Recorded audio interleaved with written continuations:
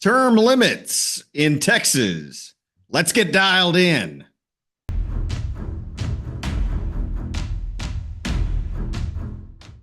Good evening and welcome to Texas Talkin, the only show in the state where we speak slowly, think clearly, and ask the questions our lawmakers hope you never will. I'm your host, Shilo Platts, friend of the grassroots, enemy of the swamp, and permanent resident in the heads of leftists and fake Republicans alike. Now, folks, I want to talk about a rare species roaming the halls of the Texas Capitol. No, not a lobbyist with integrity. Those went the way of the dodo bird a long time ago. Meet State Representative Steve Toth. Now, if you don't know who that is, don't feel bad. Most of the media in Texas don't either. They're too busy profiling whatever freshman Democrat just came out as fiscally fluid. But Steve Toth is, well, different. He's not flashy. He's not fashionable. He doesn't wear tailored suits or sneak off to cocktail parties with corporate lobbyists. He reads the Bible. He reads the Constitution. And this part is shocking. He actually reads the bills he votes on. You might be wondering, what's the catch? Surely, someone like that must be wildly unpopular, right? Correct. He is, with the right people. The establishment? They can't stand him. The Austin Press Corps loathes him. Democrats? They treat him like he's carrying political smallpox. Dade Phelan calls him an extremist. Why? Because Steve Toth tells the truth. He supports election integrity because he believes only citizens should vote. What a concept. He's a crusader against woke gender ideology and the so-called transitioning of children. And of course, he supports gun rights because unlike the rest of the Austin ruling class, he's not terrified of law-abiding Texans owning firearms. In fact, he prefers it. Here's the best part, though. He doesn't do any of this for applause or headlines or a future lobbying gig. No, Steve Toth does it because he actually believes in the job he was elected to do. Can you imagine? And that, of course, makes him very dangerous. See, folks, the system in Austin only works if everyone plays along. Smile, nod, pretend you're passing conservative legislation while quietly funding Democrat priorities and protecting corporate interests. It's a game, and Steve Toth refuses to play it. If Texas had about, 36 more Steve Toths, property taxes wouldn't be relieved. They'd be buried alive with a post hole digger, and the Texas House wouldn't be a den of spineless squishies. It'd be the front line of liberty. So maybe it's time we stop punishing the people who tell the truth and start asking why we've elected so many who don't. I'm Shilo Platts. This is Texas Talkin', and State Representative Steve Toth joins me next. Don't go anywhere.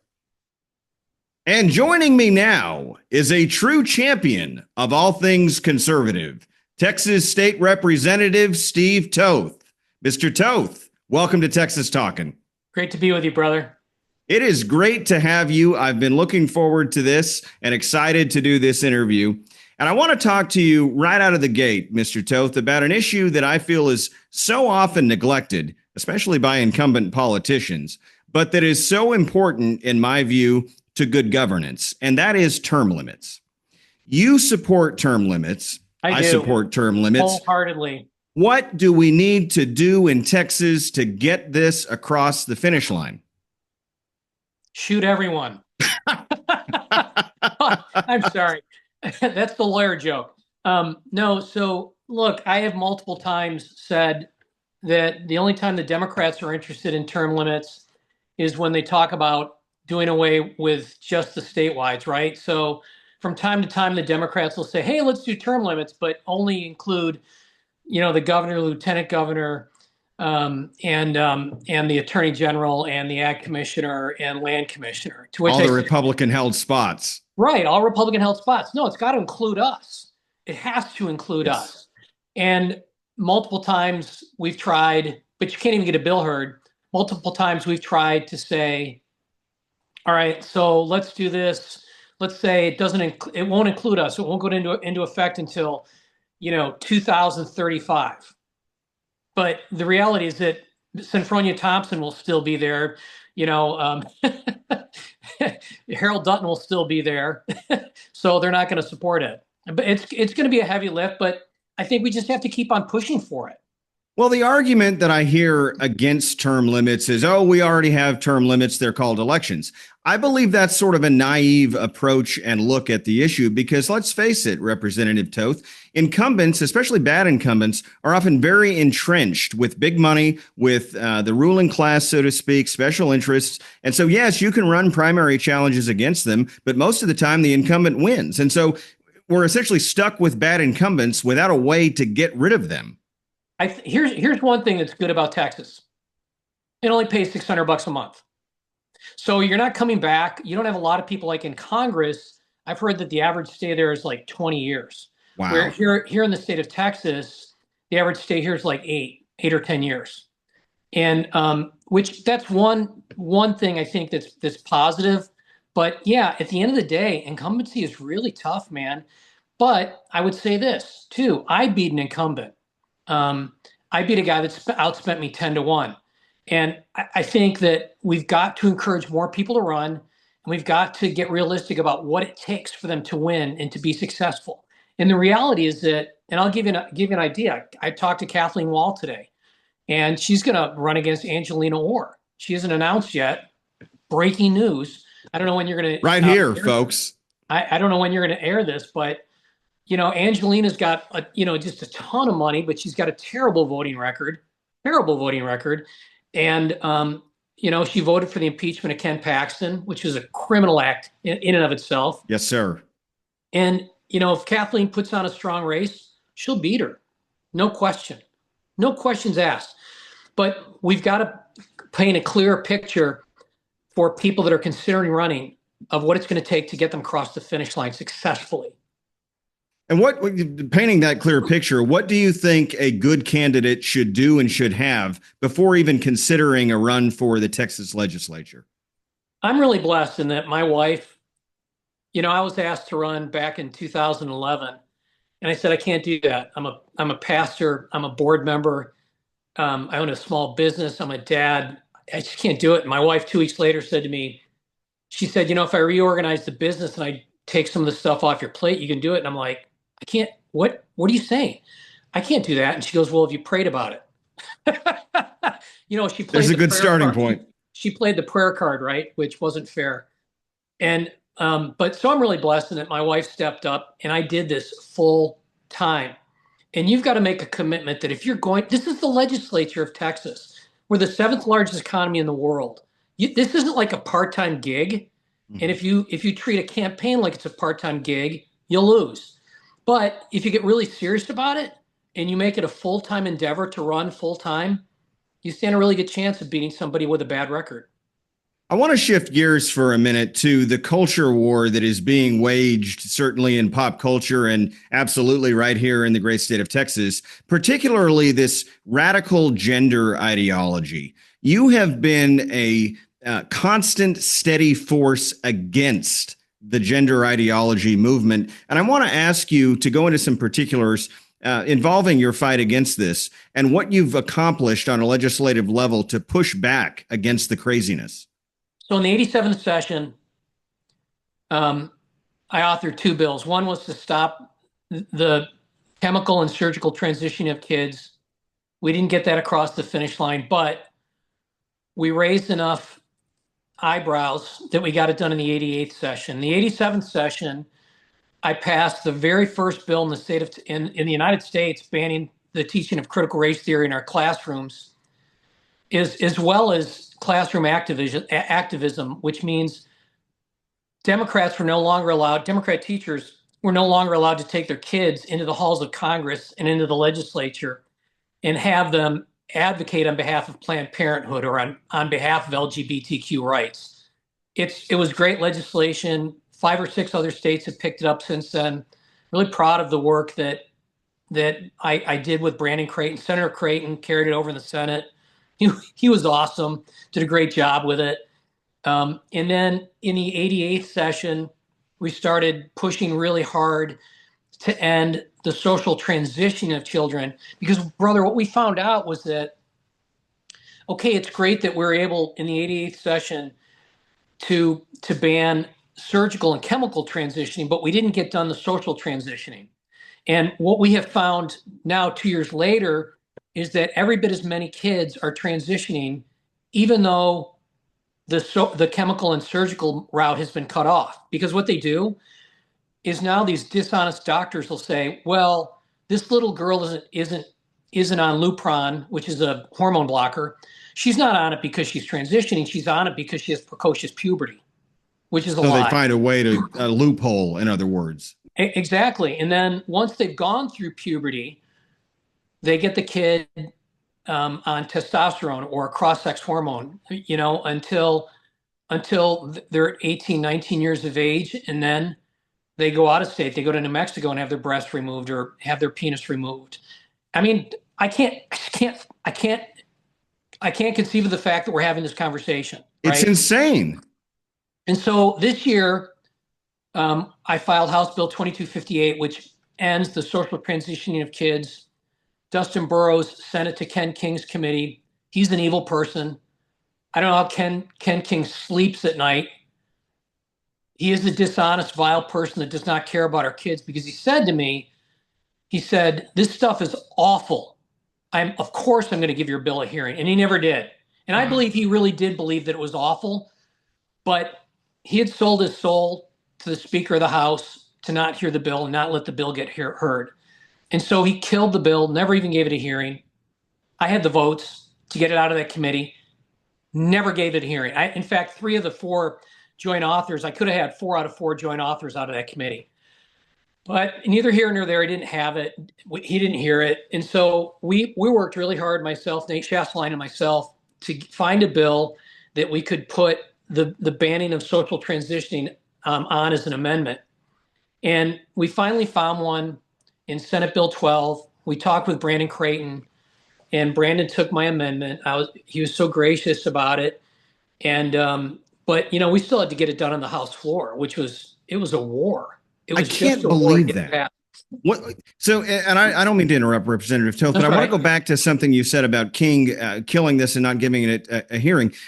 Consequently, he would be beholden, right, to Speaker Burrows. What would Speaker Burrows, what reasons would he have possibly to pressure King to not give this bill a hearing? It just seems so common sense.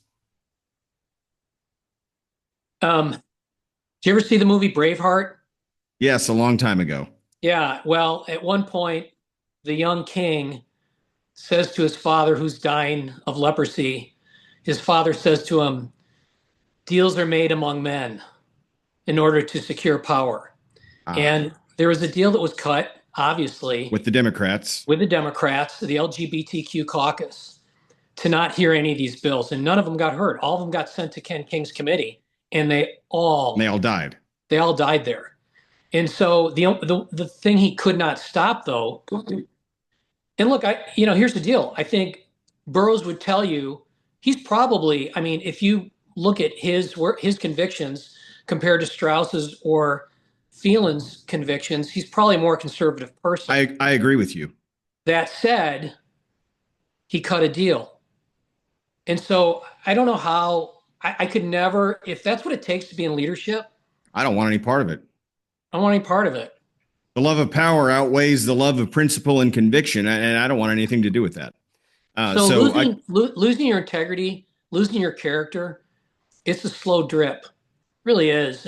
And we see so many of these people year after year after year, really good people that are really solid. And they're asked to compromise early on something really small, and they do it. Then they're asked to compromise on something that's not so small, and they do it. Then eventually they compromise on really big things, and they don't know who they are anymore. Yeah, and their voters, incidentally, don't know who they are anymore. The Correct. people who elected them and hired them to do a job. Yeah. Representative Toth, what would you say is the most significant win out of this 2025 89th, I believe, legislative session? So the lieutenant governor and I also heard Michael Quinn Sullivan, a scorecard, say the same thing, which was, this is the most conservative session ever. And I wasn't quite sure what to do with that at the time because it was in the heat of battle. But I would say this, that under Joe Strauss, if we passed 6 bills that were aligned with the Republican priorities, that would be a lot. Under Dennis Bonnen, we didn't pass any bills that were aligned with the Republican priorities. Under Dade Phelan in the 87th session, I think we passed 12 bills that were aligned with the Republican priorities. This session, we passed 37 different bills that were aligned with the 8 Republican priorities. 37, you said.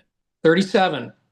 But we missed such huge ones like elimination of property taxes. That was going to be my next question. What is the most significant unfinished business? And I'm glad you said that first. That's it. That's it. I filed 3 bills to eliminate property taxes.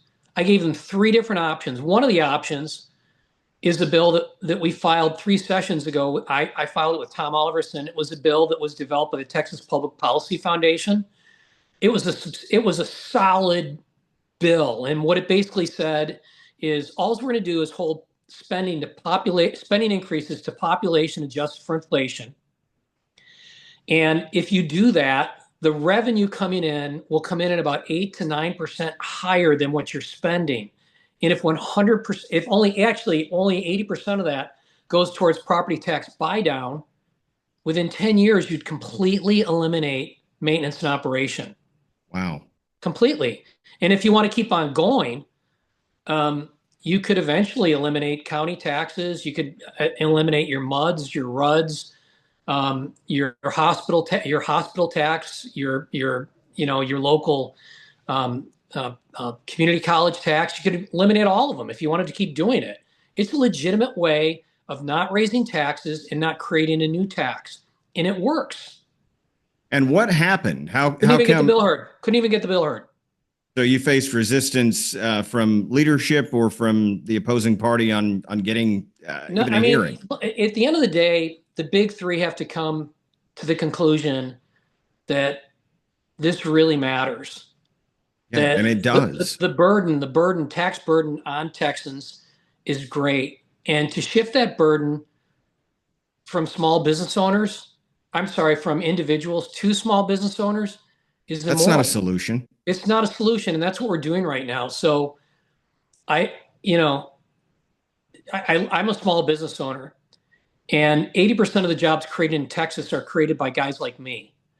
And all we're doing is shifting this. We already have one of the highest sales tax rates in the United States. And now we've got the highest property taxes for small businesses in the United States. It's too great a burden. It's untenable. At some point, small businesses, we pop up. We're not, the state of Texas doesn't do anything to allure like they do with the huge corporations to come here, and then they give them, what do they give them? Property tax abatements, right? Yes, sir. And yet the biggest burden falls on us, and we're the ones doing the heavy lifting for this economy. It's it's wrong. It's immoral. It is. It absolutely is. There is one final thing I want to ask you about. Now, I'm not as young as I once was, but if memory serves me, correctly, younger than me, brother. Well, getting older by the day. If memory serves me correctly, you live in Dan Crenshaw's congressional district. What are the chances? You do, don't? Yeah, you do. What are the chances? Dan who? Dan Crenshaw, Congressman Dan Crenshaw, that guy. What are the chances of a Steve Toth run against Congressman Dan Crenshaw? Looking better every day. Okay, looking better every day. I like what I'm hearing. So we can expect to hear more from you, I would imagine, in the near future. Yeah, so in all seriousness, Babette and my wife and I are trying to decide where can we best serve. And in years past, under Biden, I had no desire, honestly, to Can't go to blame you Washington there. whatsoever. But, it's so exciting what's going on with the MAGA movement Yes, sir. and all the great things that he and JD Vance are achieving. And I just look at this and I'm like, we've got 12 years to remake America. 4 years of Trump, 8 years of JD. If we play our cards right and we actually do what we say we're going to do, if Trump follows through and does what he says he's going to do, which I have every reason to believe he will, Yes, because he's proven it, right? He doesn't owe anybody anything. that's right. I really think we're going to get JD Vance for 8 years. And I want to be part. I would love to be part of that if that's what God wants me to do. And Babette and I are praying through that right now. We're going to make a decision, big, beautiful decision, July 8th. July 8th. You heard it here, folks. July 8th, Representative Toth will be formally making a decision about challenging Dan Crenshaw, Congressman Dan Crenshaw. Representative Toth, this should go without saying because I think so highly of you, but I am happy to help you in any way that I can if you decide to pursue that course. And I know that so many of the people who are going to be watching this show are on board as well. We're behind you 100%, sir. Bless you. We'll need all the help we can get. It'll be a big lift. Yes, sir. But I think you'd be surprised. Crenshaw's been weakened. So I want to thank you for not only everything that you do on a consistent basis in the Texas House, but also for coming on here tonight and talking to us for a few minutes, sir. Thanks for being a truth teller, brother. We need more people like you. Thank you. That means the most it could possibly mean coming from you. May God bless you and may God continue to bless the great state of Texas. Thank Amen. you for helping us keep Texas talking. Amen.